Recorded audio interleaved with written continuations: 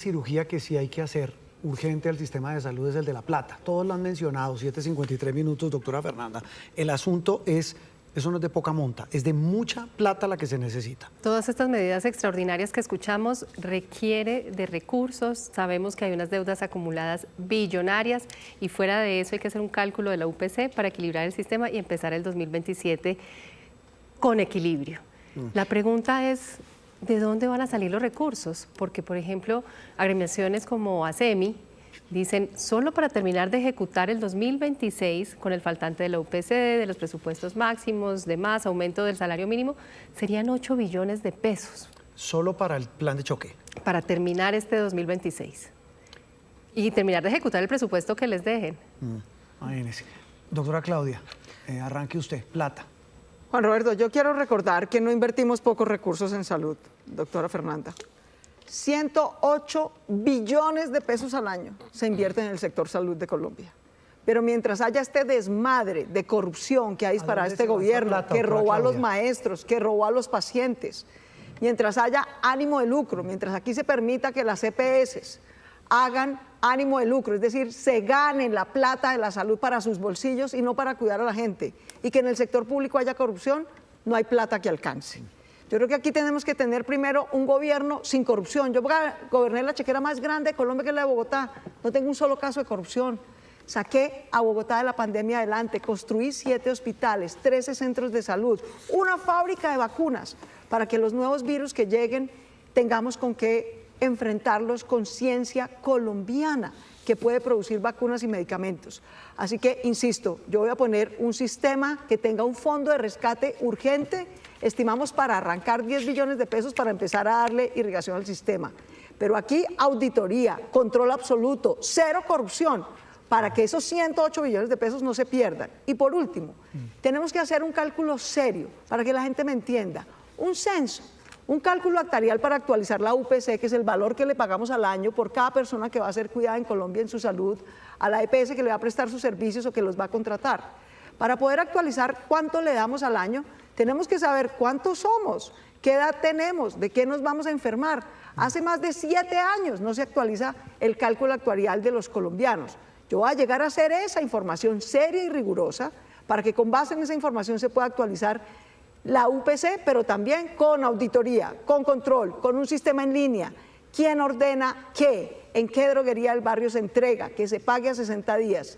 108 billones de pesos no son poca monta, pero entre la corrupción pública y el ánimo de lucro de los privados se han ido robando esa plata. A eso es a lo que yo voy a parar de una vez cuando sea presidente. Candidatos, ¿habrá que tomar medidas impopulares? Por ejemplo, aumentar lo que cotizan los colombianos por salud. Habrá que aumentar impuestos, porque dice la candidata Claudia López, hay plata, pero el problema es que se necesita mucha plata. Pues. Claro, y si hay que ponerla. ¿Qué hacemos? Doctor Roy, arranque usted. Por supuesto que no, hay que cobrarle a los colombianos más por cotización en salud. No subir cotización. Son 114.8 billones el año pasado el presupuesto, pero ese presupuesto tiene unas fugas.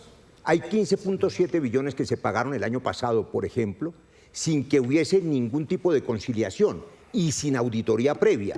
Por eso he dicho que lo que hay que hacer primero es una auditoría técnica para ver el monto real de la deuda, porque cada cual cobra lo que le da la gana, y una vez que tengamos una cuenta única, una cifra única, podemos titularizar la deuda con bonos del Estado y garantizar que esa titularización haga pagar. Pero déjeme ponerle este ejemplo que es sencillo. Esto es como cuando uno recibe en un hospital, yo lo hice muchas veces, un paciente politraumatizado, que lo atropelló un camión, tiene fractura de cráneo, de cadera, estallido del pulmón. Ese paciente que está anémico, sabemos, doctora Fernanda, que necesita cirugías, pero antes hay que transfundirle sangre, si no, no llega al quirófano. Transfundirle es transfundirle recursos, si no son 10 billones. Son por lo menos 25 billones de pesos para garantizar que no se cierren clínicas, hospitales y pagar la deuda atrasada de medicamentos. Y sí se puede. Ahora, usted hizo una pregunta. Claro que hay que hacer con seriedad una reforma tributaria, ese es otro asunto, pero la prioridad es la salud de los colombianos. Un Estado solo sirve si te protege la vida, y es que no te maten por la inseguridad y que no te dejen morir porque no funciona el sistema de salud. Plata. En una respuesta anterior hablé de una línea especial del Fondo Monetario Internacional. Colombia la tenía. De hecho, fue muy útil durante el COVID, porque se necesitaban recursos frescos para poder atender emergencias. Esa la perdimos porque el Fondo Monetario Internacional perdió confianza en este gobierno por la manera como ha manejado la deuda, por la falta de claridad, por la inseguridad jurídica. Nosotros llegamos al poder y tengan la certeza que en 2 minutos tenemos esa línea que nos va a servir para arrancar a atender la emergencia en que nosotros estamos.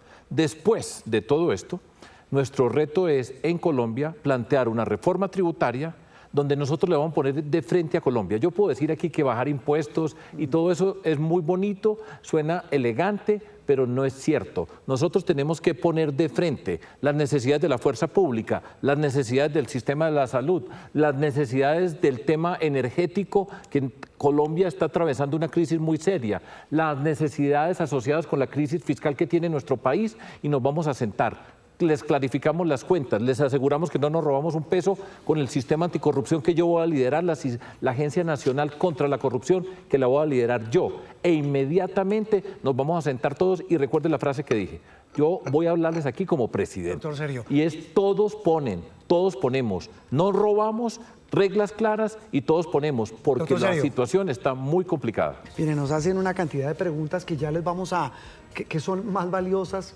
repito, que las que hemos preparado con la academia, con los médicos, con los enfermeros, Pacientes. con los pacientes, que todas son muy valiosas, pero mucha gente dice, oiga, pregúntenle a los candidatos con el envejecimiento del país, la población que está envejeciendo, el tema de la seguridad social y los regímenes especiales, lo mencionaba creo que Claudia, el tema de los maestros o tal vez Sergio Fajardo, qué hacer con las fuerzas militares, con los jueces, con una cantidad de temas. Y hablábamos de plata y le tocaba el turno cerrar este tema a Paloma Valencia.